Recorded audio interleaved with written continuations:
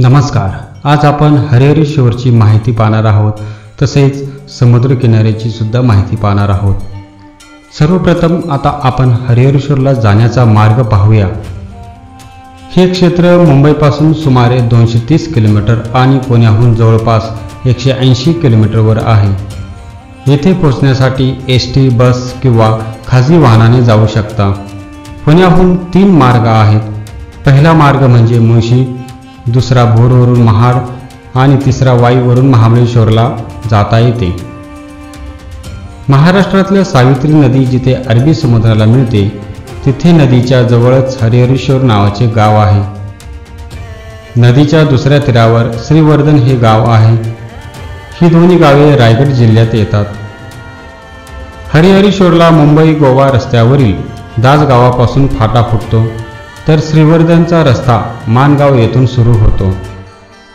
तसेच श्रीवर्धन गावावरून होडीने सुद्धा हरिहरेश्वरला जाता येते आणि माणगाव कोकण रेल्वेवरूनही हरिहरेश्वरला जाता येते.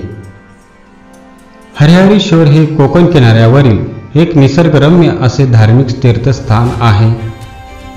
एका बाजूला हिरव्यागार गर्द झाडींनी नटलेला डोंगर, तर दुसऱ्या बाजूला नयनरम्य स्वच्छ व निळा समुद्र आणि रुपेरी वाळूने आकर्षित करणारा लांबच लांब समुद्र किनारा. तसेच नारळाची झाडे सुद्धा मोठ्या प्रमाणात आहे. हरिहरेश्वरमध्ये कालभैरव, योगेश्वरी, सिद्धिविनायक व हनुमान अशी 4 मंदिरे आहेत. तसेच समुद्रकिनारी असणारे विष्णुपद, गायत्री तीर्थ, वक्रतीर्थ, सूर्यतीर्थ, यज्ञकुंड, विष्णुतीर्थ अशी अनेक ठिकाणे आहे. हरिहरेश्वर क्षेत्राच्या दक्षिण दिशेला व उत्तर दिशेला 12 ज्योतिर्लिंग स्थाने आहे. देशात एकूण 108 तीर्थस्थाने असली तरी प्रमुख तीर्थ हरिहरेश्वरमध्ये आहे असे मानले जाते.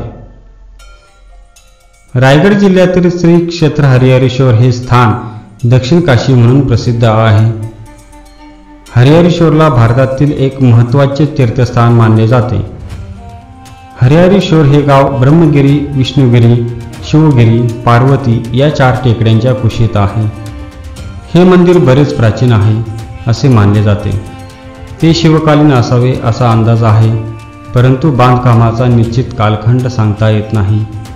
आणि पहिल्या बाजीरावांनी या मंदिराचा जीर्णोद्धार 1723 मध्ये केल्याचे पुरावे आहे. हरिहरेश्वरचा समुद्रकिनारा फार अतिशय सुंदर आहे. हरिहरेश्वर मंदिराच्या आजूबाजूच्या टेकड्यांना समुद्राच्या लाटांनी मोठमोठे खड्डे पडले आहे. जणू फार वर्षापूर्वी कोणी नक्षीकाम केली आहे असे वाटते. हे ठिकाण दिवेआगार आणि श्रीवर्धन समुद्र किनाऱ्याच्या सानिध्यात आहे. समुद्रकिनाऱ्याला लागून असलेल्या शिव मंदिरासाठी ओळखले जाते. समुद्रकिनारा अतिशय स्वच्छ आहे. तसेच कोणत्याही प्रकारचे प्रदूषण दिसत नाही. समुद्रकिनारी एक आनंदी क्षण अनुभवता येतो. जर तुम्हाला ह्या समुद्रकिनाऱ्याला भेट द्यायची असेल तर तुमचे सर्व काम तसेच ताणतणाव सोडून अवश्य भेट द्या. हा एक आनंदाचा क्षण अनुभवता येईल.